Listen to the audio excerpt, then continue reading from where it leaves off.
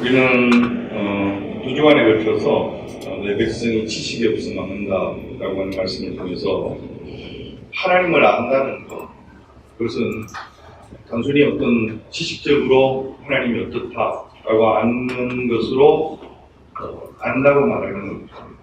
그 하나님이 내 안에 경험되어지고 그 경험되어진 하나님의 사랑이 내 삶의 결과로 나타납니다.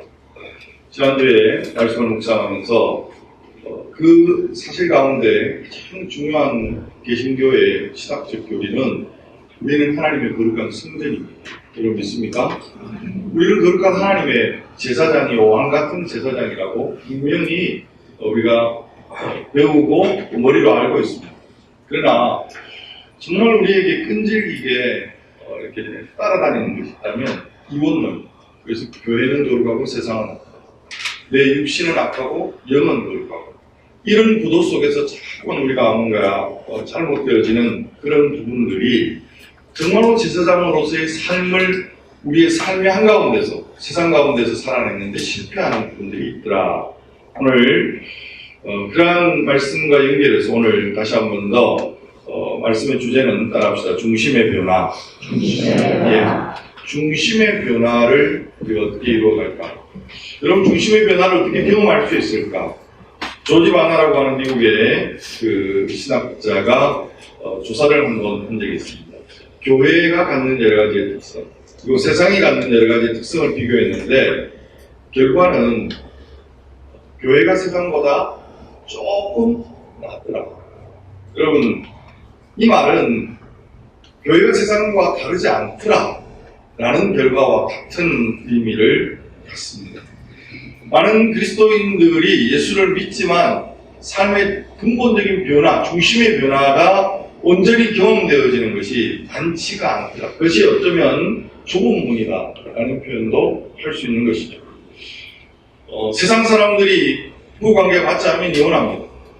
여러분 이혼율이 세상의 어떤 사람들이 살아가는 이혼율하고 성도들이 살아가는 그 가정의 이혼율이 달라야 되죠. 근데 거의 일치합니다. 세상 사람들이 안 맞으면 이혼하는 것처럼 교회 성도들이 안 맞으면 이혼하더라고요. 사업을 하면서 비즈니스를 하면서 남을 속이는 것들이 세상 사람들이 그런 어떤 것들이 있더라. 근데 교회 안에도 여전히 그러한 모습들이 있더라는 것입니다. 여러분 세상에 포르노, 성적인 문제에 집착하는 부분들이 분명히 있습니다. 그런데 교회 안에도 이런 문제가 여전히 문제가 되어지더라. 여러분 이 문제에 자유로운 사람들이 없더라. 여기서 묻는 질문은 기독교의 복음은 과연 그런 변화를 이룰 수 없는 복음인가? 아니 왜 오늘 우리는 변화할 수 없는가? 그럼 변하지 않는 이유가 있다면 교회가 정말로 제자훈련을 제대로 하지 않았기 때문이다. 제자훈련? 그럼 또 머릿속에 뭐가 떠올라요?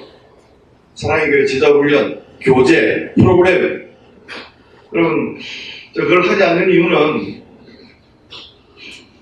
그 프로그램을 하면 내가 제자훈련을 마쳤다고 생각해요. 그 제자훈련을 마치면 난 제자가 됐다고 생각해요.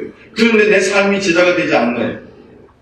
제자훈련에 대한 이야기를 하면서 제가 여러분에게 오후에 셀 세미나 하면서 제자훈련이라는 것이 어떤 하나의 프로그램이 아니라 랍비를 따라다니면서 그 랍비와 같이 되어지는 예수님께서 나를 따라오너라 라고 말씀하셨을 때 예수님께서 나를 따르라는 것은 예수님처럼 살라는 것이거든요.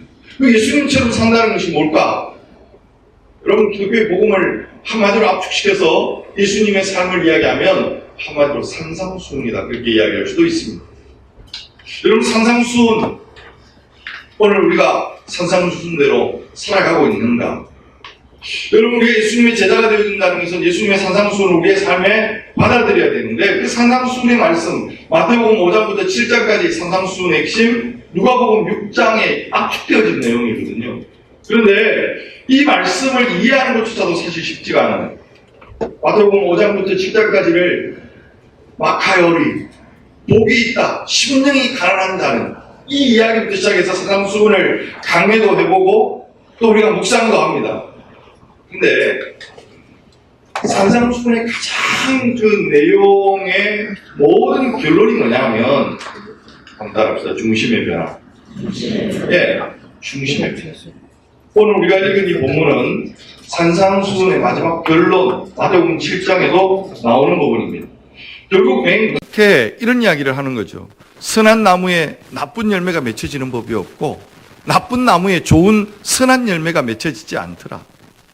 이 말은 좋은 열매라면, 여러분의 마음이 좋은 나무라면 좋은 열매가 맺혀지더라.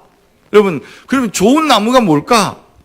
마태복음 7장에는 이 나무 비유와 바로 연결이 되어지면서 결론적으로 어떤 열매, 어떤 비유가 드려지느냐 하면 반석 위에 지은 집에 관한 이야기를 하고 있습니다. 여러분, 반석 위에 집에 대한 비유가 어떤 거냐 하면 결국은 기초 싸움이라는 거예요. 우리가 어디에 기초하고 있느냐? 그 기초는 오늘 우리에게 있어서 어떤 것이냐면 바로 중심, 마음. 여러분, 중심이 선하면 좋은 나무가 되어진 것이고 그 속에는 좋은 열매가 저절로 맺혀질 수밖에 없더라. 여러분, 나쁜 열매는요, 그냥 우리 안에 나쁜 것이 있으면 그 중심이, 기초가 바르지 않으면 그냥 저절로 나쁜 게 나올 수밖에 없는, 우리가 선한 영향력을 미치지 못한다는 것은 결국 산상수훈을 우리의 삶에 받아들이지 못하는, 제사장으로서의 영적 삶에 대한 어떤 그 기초가, 여러분, 반석 위, 반석이면 어디입니까?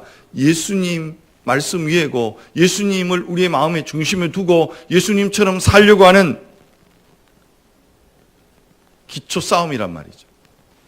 여러분, 예를 들면 오렌지 나무가, 여러분 진짜 오렌지 나무라면 여러분 오렌지 나무에 뭐가 맺어요? 오렌지 열매가 맺혀져야 되죠. 오렌지 나무가 나 오렌지 열매를 맺어야 되는데 오렌지 열매 막 그렇게 힘쓰는 경우를 보셨습니까? 그렇게 할 필요가 없어요.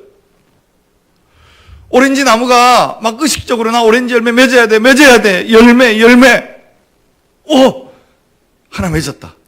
그리고 또, 나 오렌지 열매 맺어야 돼. 그리고 또 하나.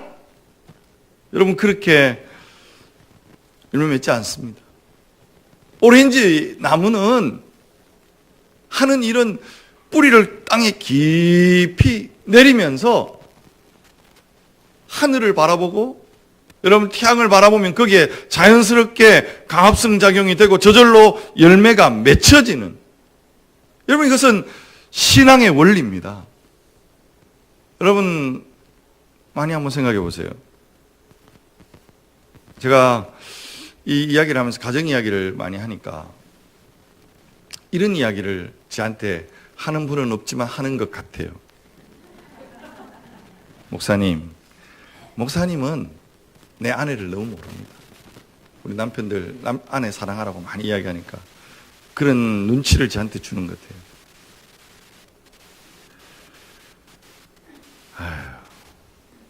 살아보세요. 살아보지 않았잖아요. 정말 인간적으로 공감 갈 때가 있어요.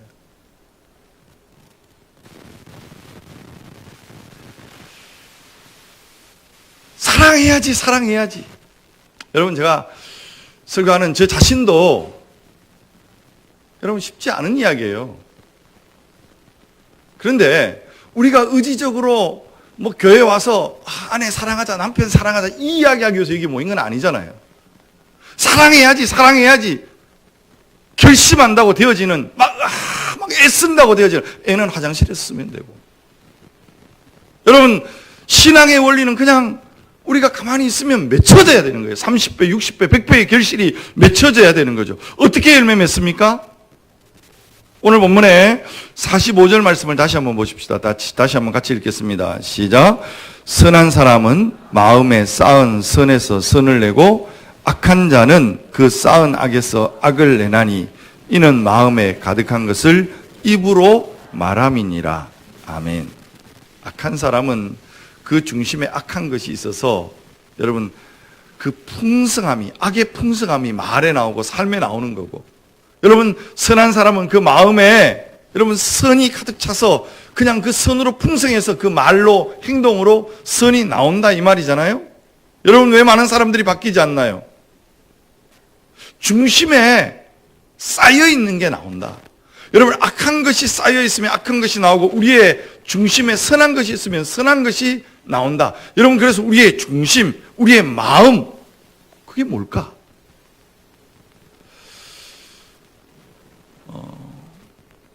우리의 마음에 보물상자가 있습니다. 여러분 보물상자, 여러분 저한테 보물상자가 몇 개나 있어요. 한번 들어와 보십시오. 열어보면 아무것도 없어요. 저한테 별로 중요한 게 별로 없어요, 모양실에. 그래서 늘 마음 그 문을 열어놓고 다니죠. 혹시나 또 있을지 모르죠. 여러분 보물 상자에는 늘 보물을 가장 아끼는 것을 우리는 넣어두죠. 그걸 보물함에 넣어두는 거잖아요. 그래서 보물 상자, 우리의 마음의 보물, 여러분 제 마음의 보물 상자에는 뭐가 들어있을까? 이렇게 비유해 볼까요? 여러분 컴퓨터에 있어서 보물 상자는 어디일까요? 컴퓨터에 뭐가 있어요? 전원도 있고 컴퓨터를 돌아가게 하는 어떤 뭐랄까 메인보드 한번 그려보십시오. 메인보드에 램이라고 하는 게 다 치워버리고 컴퓨터의 제일 중요한 핵심 보물상자는 어디일까요? 하드입니다. 하드. 여러분 다른 거 다 바뀌어도 하드만 있으면 내가 그동안 저장해 둔 게 거기서 다 나오는 거예요. 그죠? 여러분 그 하드에 요즘 그 랜섬이라고 하는 바이러스가 우리 교회도 한번 들어왔었습니다. 제 컴퓨터에는 들어오지 않았는데 사무실 컴퓨터에 들어와서 모든 파일을 이상하게 싹 바꾸어 버려요. 이은주 전사님 몇 년 동안 설교한 게 다 날아가 버렸어요. 그걸 복구하기 위해서 막 찾아보니까 그 바이러스를 퍼뜨린 사람한테 돈을 주면 복구시켜 준다 그래서 이렇게 전화를 하니까 한 코인, 1코인이 100만 원이에요. 날려라. 우리가 그만큼 중요한 건 아니지 않느냐. 여러분, 우리 안에 이 하드를, 이 보물상자를 지키는 게 얼마나 중요한지 몰라요. 저는 늘 자료를 2군데 내지 3군데 이렇게 늘 복사해가 두죠. 여러분, 우리의 마음도 이렇게 할 수 있으면 참 좋겠다. 여러분, 가만히 생각해 보면 이 마음의 보물상자와 컴퓨터가 좀 비슷한, 아니, 컴퓨터가 우리의 마음의 이 보물상자를 흉내내서 만들어내는 것과 같죠. 그래서 이 보물상자는 머리와 이걸 컴퓨터에서는 CPU라고 이야기합니다. 여러분, 이 CPU가 좋으면 이 컴퓨터가 막 잘 돌아가는 거죠. 연결이 되어져 있습니다. 여러분, 우리의 머리 대신 주님과 우리의 중심이 연결이 되어져 있는데 우리의 뇌에는 40만 개의 뇌세포가 있다고 이야기합니다. 여러분, 이 40만 개의 뇌세포가 우리의 마음의 중심과 연결이 되어져서 우리가 어떤 평화를 느끼기 시작하죠. 머리에서 그것을 막 느끼기 시작하면서 우리의 감정이 그것을 누리는 것이죠.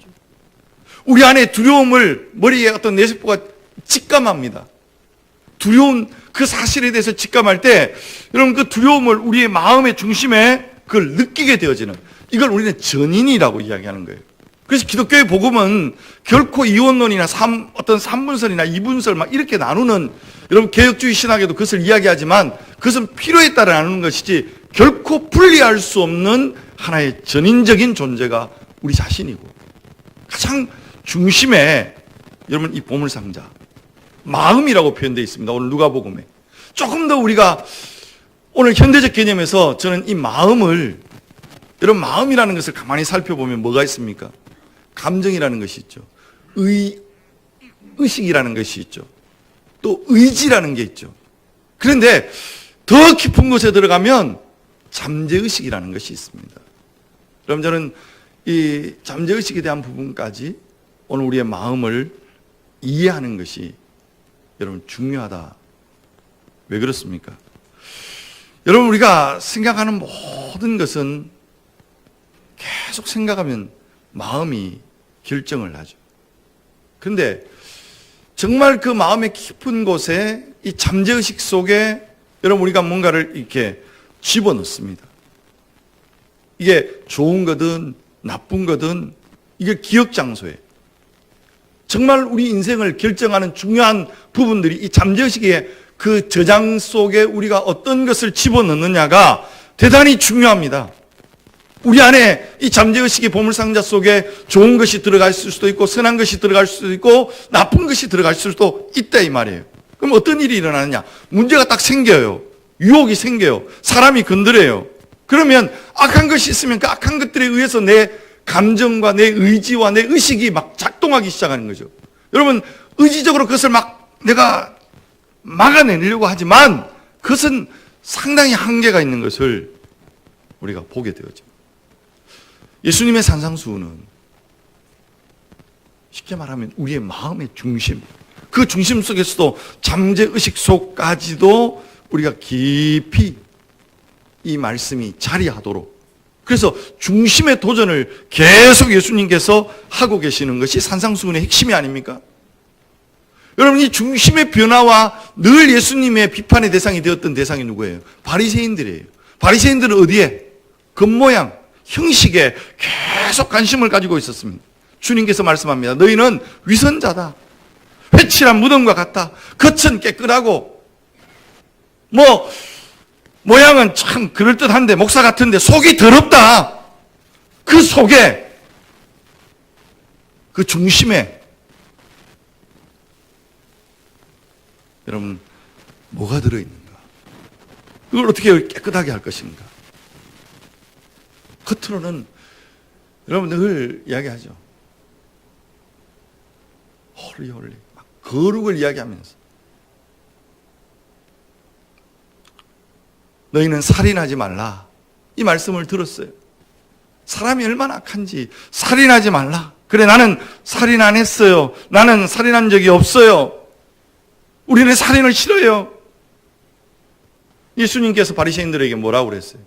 근데 너희의 마음을 보니까 형제를 미워하는 분노가 그 마음속에 그대로 있구나. 여러분, 우리의 의식은 분노에 사로잡히는 거 싫어요. 여러분 감정이 여러분 안에 분노에 사로잡히는 거 좋아하는 사람 있어요? 좋아하지 않아요. 우리가 말씀을 듣고 예배를 드리면서 우리의 어떤 그 생각 속에 늘 우리 화내지 말자, 화내면 내가 결코 좋은 게 없어. 그런데 여러분, 남편들 입장에서 한번 생각해 봅시다. 아내가 자꾸 옳은 말만 해. 늘 이야기하지만 우리 아내들만 따라합시다. 옳은 말이 다 좋은 건 아닙니다. 예. 집에 올 때 계속 결심하죠. 목사님이 오늘 설교하면서 화내지 말라, 분노하지 말라. 그랬을까? 화내지 말자, 분노하지 말자. 내 아내가 나를 막 힘들게 하지만 특히 그 약점을 잡아내는데 아주 놀라운 은사를 가지신 분들이 있어요. 옳은 말로. 그래서 막 참자 그런데 그 예민한 아주 센시티비한 부분들을 딱 건들면 처음에 건들 때는 속으로 주여 참아야지, 화내면 안 되지. 주님 도와주십시오. 막 기도합니다. 계속 옳은 말만 하면, 계속 그걸 건들면 그냥 불같은 성령이 역사하는 게 아니라 분노의 영이 훅 올라와서 그 뒤는 상상하십시오. 예수님 말씀하면 너희가 음란을 품지 말라는 말을 들었다. 많은 사람들이, 바리새인들이 우리는 음란하지 않아요. 우리는 거룩한 것을 생각해요. 여러분, 누가 음란한 것을 좋아하겠습니까? 우리에게 남성들 오늘 좀 많이 봅시다. 여러분, 포르노가 죄입니까? 죄가 아닙니까? 포르노 보는 게. 웃고 있는 사람들은 본다는 이야기인가? 심각하게 또 조용하신 분들. 여러분, 좋지 않다는 거 다 알아요. 애들이 포르노 보는데, 그럴 수도 있지. 그럴 부모 있습니까? 참죠, 그냥. 지나가겠지. 그리고 기도하죠. 다 나쁜 거 알아요, 애들도. 우리 뒤에 중고등부 청년들 지금 얼굴 빨개져 있는데 다 안 좋은 거 알잖아, 그죠? 근데 와서 예배 드리고 또 막 하나님 앞에 기도하다가 수련회 가서 은혜 받고 거룩을 유지해야 되는구나. 하나님이 거룩한 걸 요구하시는구나. 거룩. 거룩하신 하나님, 나 거룩하기를 원해요. 근데 컴퓨터 집에 와서 딱 켰어. 왜 이래?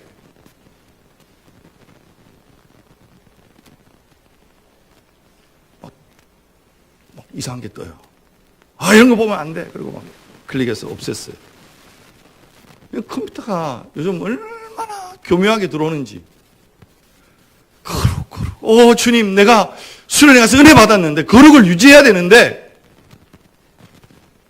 그리고 클릭하는데, 쭉쭉빵빵 막, 비키니 입고 막 나오고. 제가 이번 주에 시험 들 뻔 했던 게, 우리 손민규 전사님 내가 모시고 이렇게 올라가면서 유튜브와 아프리카 TV에 대한 얘기를 하더라고요. 저는 요즘 이제 문화에 대한 이해들을 많이 하고 싶어서 좀 고민을 하면서 유튜브에 어떤 영상들, 제 설교 영상도 올라가 있고, 우리 조카가 방송한다고, 우리 교회 나오는 친구야. 이런 개인 방송을 해요. 한 번씩 보면 저걸 왜 하지? 근데 제가 이제 이런 것들을 통해서도 우리가 사실은 교회 콘텐츠를 확장해 가야 되지 않느냐라는 생각들을 하는데, 손 전사님 그래요. 아프리카 TV가 이렇게 있는데 애들이 다 이렇게 좀 건전한 애들이 유튜브로 많이 가고 아프리카 TV는 저질스러워졌다. 아프리카 TV가 도대체 뭔데? 그리고 내가 또 한번 클릭해서 네가 봤잖아.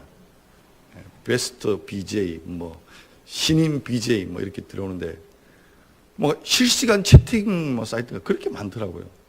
대부분 보니까 먹방, 하여튼 이상한 체험들을 말도 안 되는 체험들을 하면서 이렇게 보는데 그 가운데 하나가 뭐냐면 쭉쭉 빵빵한 애들이 왜 그렇게 또 화면에 그렇게 하면서 오빠 별풍선을 주세요 이러면서 죄송합니다.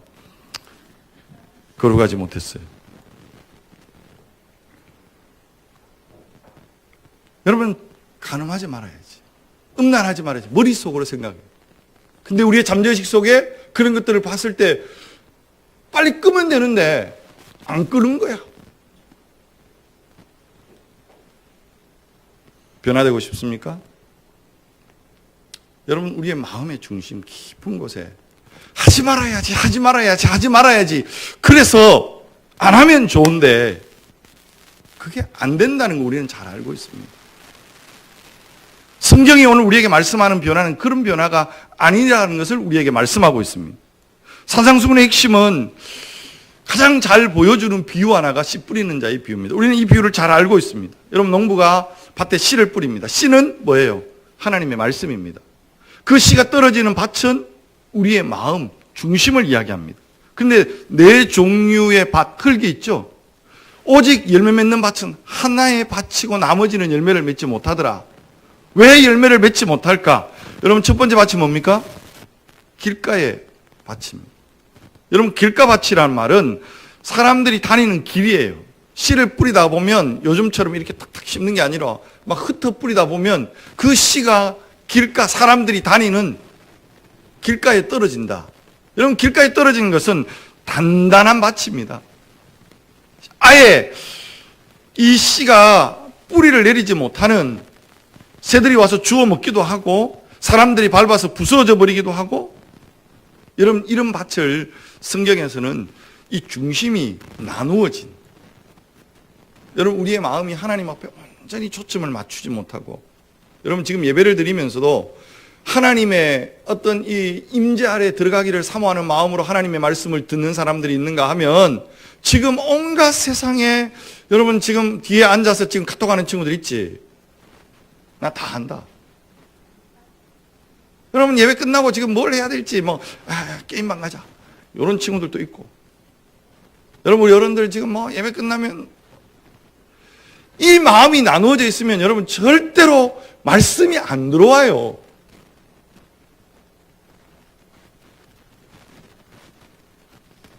설교를 하면서도, 설교를 들으면서도 늘 문제를 묵상하고, 그러면 그 속에 하나님의 은혜를 누리지 못합니다. 두 번째 밭은 얕은 돌밭입니다. 여러분, 흙이 아주 얇고 그 밑에 이렇게 막 자갈이 많아요. 여러분, 이것은 씨가 떨어졌을 때 씨가 여러분 땅에 뿌리를 내리나요? 내립니다. 씨가 싹이 나죠. 근데 처음보다 훨씬 낫죠. 말씀을 듣죠. 근데 이게 자랍니까? 자랍니다. 요만큼. 그런데 얼마 가면 열매를 맺지 못합니다. 여러분, 이 사람은 하나님의 말씀을 들어요. 여러분, 카톡도 안 하고 오늘 이 시간에 설교도 잘 들어요. 기뻐 받아요. 여러분, 기뻐 받는다는 말은 이해가 된다는 말이에요. 말씀이 이해가 되기 때문에 듣는다는 거거든요. 말씀을 이해해요. 우리의 두뇌 속에 이 왼쪽 좌뇌에다가 말씀을 두죠. 그리고 기뻐한다고 그랬어요. 기뻐한다는 것은 우뇌가 하는 일이에요. 그래서 머릿속에서 이 말씀이 움직여요. 감정이 움직여요. 은혜가 돼요. 너무 좋아요. 근데 왜 이 사람 열매를 맺지 못할까요? 머리에 말씀이 들어와 있고 지금 가슴으로 들어오는 것 같은데 왜 이 사람이 열매를 맺지 못할까? 결국은 뿌리를 내리지 못한다는 거 아니겠습니까? 왜 말씀이 뿌리를 내리지 못할까? 여러분, 우리의 마음에 단순한 의식, 감정 이 정도로 움직여서는 말씀이 자라지 못하고 거기에 열매를 맺지 못하는, 결국 말씀은 더 깊이 뿌리를 내려서 우리의 잠재의식 속에 깊이 그 말씀이 역사를 해야 된다는 이야기입니다. 이 과학자들의 연구로 나와 있습니다. 여러분, 오늘 그 연구에 따르면 의식이라는 것은 단순 기억에 해당한다는 거예요. 그래서 단순 기억은 다 잊어버립니다. 잊어버리면 적용할 수가 없습니다. 여러분, 우리가 하나님의 말씀을 아는 것에 그치면 단순 기억이고 그것은 잊어버리고 기억에 어떤 남아있지 않고 적용하지 못하고 우리의 삶의 열매가 되지 못하는 거예요. 그럼 어떻게 해야 됩니까? 그래서 묵상이라는 것이다. 여러분, 계속 되새김질하지 않으면 여러분 그 말씀이 오늘도 우리의 마음의 보물상자에 들어가서 그것이 오늘도 내 삶의 잠재의식 속에 이 말씀이 너무 귀하구나. 여러분, 제가 박사 논문 주제가 정해졌다고 그랬어요. 교회 안에 갱년기 여성들을 위한 목회적 돌봄에 대한 박사 논문을 쓸지 안 쓸지는 모르지만 분명히 제목은 정해져 있어요. 근데 여러분, 갱년기를 연구하다 보면 여러분 지금 50대를 들어오시는 분들 갱년기 경험하잖아요. 특히 여성분들. 남자도 갱년기 있습니다. 저도 갱년기 지금 지나가고 있습니다. 막 훅 올라왔다가 훅 가라앉다가. 근데 여러분, 갱년기를 연구하다 보면 하나 중요하게 깨닫는 게 뭐냐면 무조건 나쁜 건 아니에요. 여러분, 갱년기 때는 의미 부여가 너무너무 중요합니다. 그 의미, 지금까지 하고 있는 걸 내가 왜 살지? 이 고민하는 거잖아요. 내가 지금 왜 이렇게 살지? 내가 왜 지금 목회하고 있지?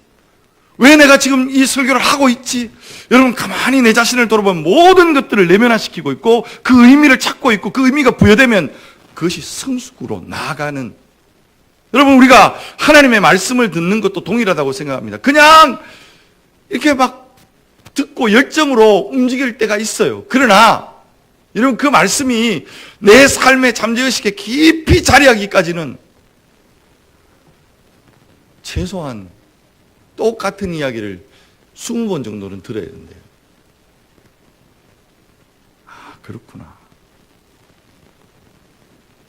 여러분, 이런 조사를 미국에서 많이 하죠. 예배를 드리고, 보통 미국의 그 교회들이 예배를 드리고 가족들끼리 보통 이렇게 이제 뭐 카페나 이런 데 가서 식사를 많이 한다고 해요. 이제 식사를 하고 있는 가족들에게 가서 인터뷰를 했습니다. 선생님, 예배 드리고 나왔죠? 예. 저희 오늘 주일 예배 드렸고, 가족들과 함께 예배 드렸고, 예배 드리고 한 3시간 정도 됐습니다. 오늘 설교 어떤 내용이었죠? 갑자기 뭐더라? 와이프 보고 오늘 설교 무슨 내용이었지? 부인도 막 당황하면서 맞아, 기억이 나. 오늘 목사님이 이런 이야기를 했지. 근데 여러분, 예화를, 제가 설교학에서 이야기하는 건 예화를 반복하지 마라.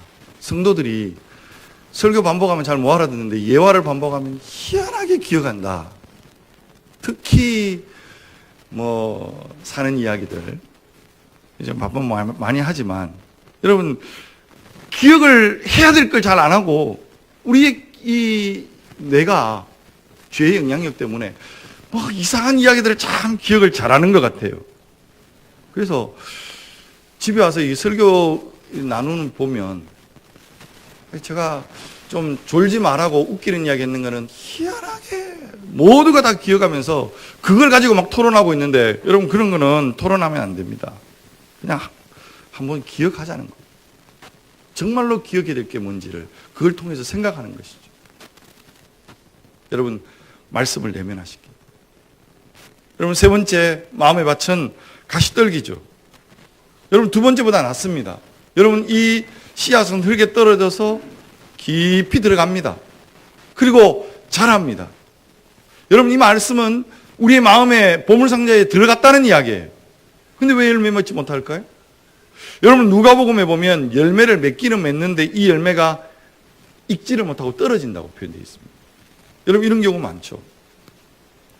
요즘 산책을 하면서 요즘 도토리가 많이 떨어져 있는 것을 봅니다. 그냥 도토리 열매가 익어서 떨어지는 게 아니라 바람이 불어서 이 작은 가지들이 막 떨어지더라고요. 제가 보면서 이런 생각을 했습니다. 자연은 스스로 좋은 열매를 맺기 위해서 이 바람이 불고 하면서 좀 약한 것들은 그냥 가지채 막 떨어지는 거예요. 그리고 조금 있으면 그 남아있는 열매들이 신실하게 좋은 열매로 맺혀질 거라는 생각을 해봅니다. 여러분, 제가 사는 시골에 안동에 이렇게 가보면 사과가 참 많습니다. 근데 어느 밭에를 지나가는데 사과 열매가 너무 많은 거예요. 와, 이 사과 열매 많네 이러니까 친척이 하는 말이 저거 못 쓴다. 왜요? 사람이 가꾸지를 않는 거예요. 그냥 되는 대로 놔두니까 그 사과나무 자체가 못 쓰게 되는 거예요. 그냥 작은 열매들이 막 맺혀져 있는데 얼마 있어 다 떨어져 버리는 거예요. 여러분, 무슨 이야기냐면 우리의 이 마음의 중심의 이 잠재의식을 왜 여러분 내적 치유를 하고 전인 치유를 하고 셀 경험 세미나에 가서 이런 어떤 치유 경험들을 왜 하느냐 하면 우리의 마음의 이 잠재의식 속에 뭐가 들어있는지를 보자는 거예요. 그리고 하나하나 이것은 인생의 거룩한 어떤 여정, 이걸 우리가 성화의 여정이라고 하는데 이 성화 여정을 통해서 우리는 좋은 것을 남겨두고 나쁜 것을 제거해나가는 이 작업들을 우리는 끊임없이 해나가야 되는 것입니다. 어떻게? 여러분, 저는 목회하면서 그런 경험들이 참 많았던 것 같아요. 세미나 갔다 오고 은혜 받고 여러분 한 몇 달 가는 것 같아요. 저는 한 3개월 정도, 많이 가면 6개월 정도 갑니다. 여러분 제자훈련 세미나 갔다 오고 알파 세미나 갔다 오고 성령 세미나 갔다 오고 내적 치유 세미나 갔다 오고 여러분 좋은 세미나 있다면 지금도 쫓아갑니다. 왜냐하면 거기에 뭔가 목회적인 인사이트를 얻기 위해서 찾아가는 거예요. 그런데 여러분 그게 내 삶을 변화시킬 어떤 근본 근거가 되지 못한다는 것을 제가 알고 있습니다. 말씀이 오늘도 내 안에 들어와서 계속 자리를 잡아야 되는데 여러분 우리 안에 잠재의식 속에는 두려움이, 여러분 모든 사람은 두려움이 다 존재합니다.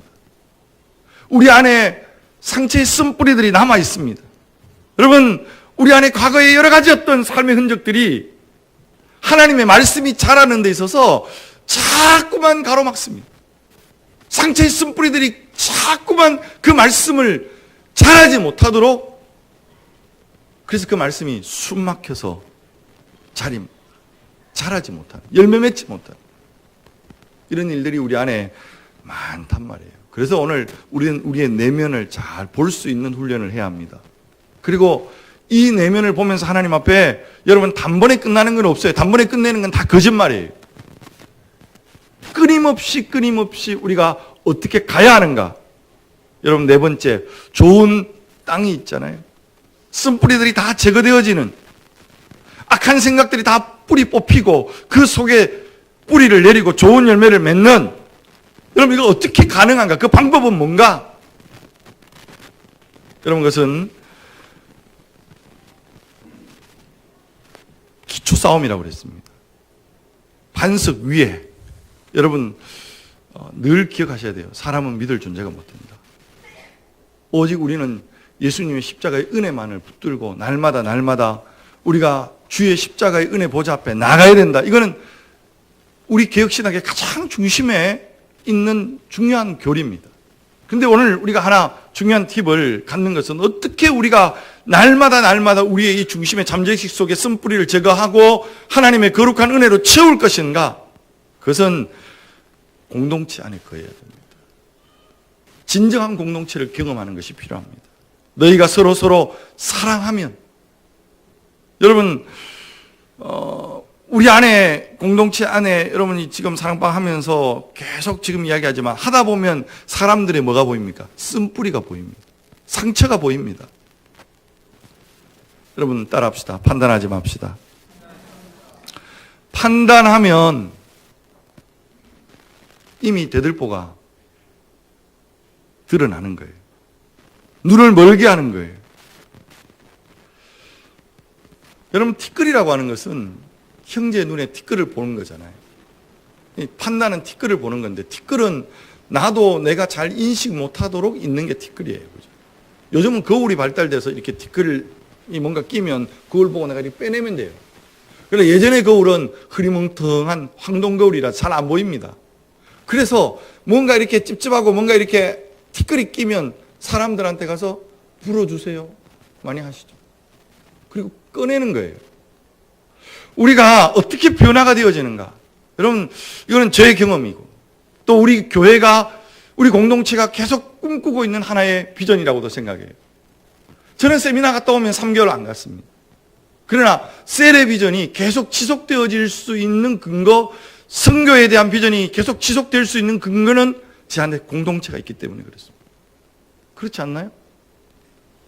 계속 매주마다 모여서 나의 공동체가 있기 때문에 그 공동체 속에서 여러분 때로는 여러분 목요일 아침에 새벽기도 마치고 가기가 피곤해요. 전부 다 했던 이야기가 뭐냐면 와 오늘 갈까 말까 이 망설임 속에서 계속 영적 전투를 하면서 때로는 영천에서도 오고 때로는 저기 그 어디죠 경산 이름이 기억 안 납니다. 제일 멀리서 오는 분이 경산 1시간 넘어서 오는 매주마다 빠지지 않고 옵니다. 근데 공통된 이야기는 뭐냐면 오기 싫어서 갈까 말까 망설이다가 왔는데 역시 잘 왔다. 내 속에 여러 가지 이야기들을 여러분 매주마다 이 은혜가 막 넘치는 거 아니에요. 그냥 일상적으로 여러분 주일 모임이 여러분의 사랑방 모임이 그냥 일상적으로 진행될 수도 있어요. 그러다가 여러분 오늘 우리 안에 상처의 이야기가 나오죠. 내가 어렸을 때 이런 상처가 있었고 학대를 받았고 내 잠재의식 속에 이런 분노가 있어서 내가 아니다 하지만 내 자녀들에게 내 아들과 딸들에게 분노를 쏟아놓고 내 아내에게 상처를 줄 때가 너무 많다. 여러분 공동체가 해야 될 일이 뭡니까? 그러면 안 돼. 답을 주지 마세요. 답 다 알고 와서 이야기하는 거예요. 판단하지 말라는 거예요. 불쌍히 여기는 거예요. 나도 그런 거예요. 우리 안에 이런 아픔들이 있지 않느냐. 그래서 우리가 같이 기도하자. 기도하면서 여러분 오늘 우리 안에 분노를 드러내고 그 분노를 하나님 앞에 내어놓고 용서를 구하고 치유를 경험하게 되어질 때 여러분 우리 안에 조금 끊임없이 변화는 우리 안에 이루어지는 하나님과 함께 이웃 안에 거하는 이 프로그램을 저는 이번 주 월요일 날 또 하기 위해서 서울에 올라갔다 왔습니다. 여러분 미국에서 교수님이 화상으로 계속 점검해줘요. 한 달에 한 번 부족하다. 매주 하자. 상당히 부담이 됩니다. 그러나 그 부담을 즐겨 할 것입니다. 사랑하는 성도 여러분, 오늘 우리의 중심의 변화는 우리의 마음 깊은 그 내면의 잠재식 속에 자리하고 있는 그 변화를 우리는 이루어내야 합니다. 말씀을 듣고 쉽게 잊어버릴 수도 있습니다. 밥 먹으면서도 잊어버릴 수 있습니다. 다시 사랑방에서 말씀을 또 생각하고 생각한 말씀들을 다시 한 번 더 우리의 마음에 깊이 뿌리 내리도록 오늘도 우리는 힘쓰고 애써야 합니다. 공동체가 필요한 이유는 서로 그 공동체 속에서 말씀을 적용하고 같이 나눔하면서 판단하라고 모인 자리가 아니고 답을 주라고 모인 자리가 아니에요. 서로 불쌍히 여기며 서로 긍휼히 여기며 서로 기도해 주는 자리입니다. 그 속에 치유가 일어나고 회복이 일어날 것입니다. 오늘도 이 믿음의 확신을 가지고 여러분 때때로 내가 왜 여기에 있어야 되지? 왜 저런 쓸데없는 이야기를 들어야 되지? 이런 마음들이 있을지 모르지만 서로 인내하시며 서로 긍휼히 여기시며 불쌍히 여기심으로 여러분 오늘도 우리의 공동체 안에서 그 중심의 변화, 하나님이 주시는 거룩한 변화를 이루어내는 우리 모두가 되어질 수 있기를 주님의 이름으로 축복하고 축원합니다. 하나님 아버지, 주님이 선한 사람은 마음에 쌓은 선에서 선을 내고 악한 자는 그 쌓은 악에서 악을 낸다고 말씀합니다. 그러나 우리의 중심이 변화되어지는 것이 얼마나 쉽지 않은지 우리는 때때로 우리의 중심에 세상에 많은 악한 것들이 오늘도 우리의 중심에 상처의 쓴뿌리들이 우리의 삶의 자리에서 하나님의 말씀을 기쁨으로 받고 그 말씀대로 살려고 몸부림치지만 순간순간 얼마나 꺾어버리고 실패해버리는지 그것 때문에 우리는 낙심하고 좌절하고 또다시 일어나기를 주저하는 연약함이 있습니다. 하나님, 그래서 우리에게 공동체를 주신 줄로 압니다. 서로 판단하는 자가 아니라 불쌍히 여기는 자가 되게 하여 주시옵소서. 서로 불쌍히 여기며 기도할 때 하나님의 성령이 그 속에 역사하며 하나님 우리의 기도의 능력 속에 모든 연약함들이 하나하나 회복되어지고 치유되어지는 역사를 경험하게 하여 주시옵소서. 하나님, 오늘도 공동체 안에 머무르는 것을 힘들어하는 우리 지체들이 있습니까? 그 마음속에 거룩한 소망을 주시고 함께 공동체를 이루어가는 용기를 더하여 주시옵소서. 예수님의 이름으로 간절히 기도하옵나이다. 아멘.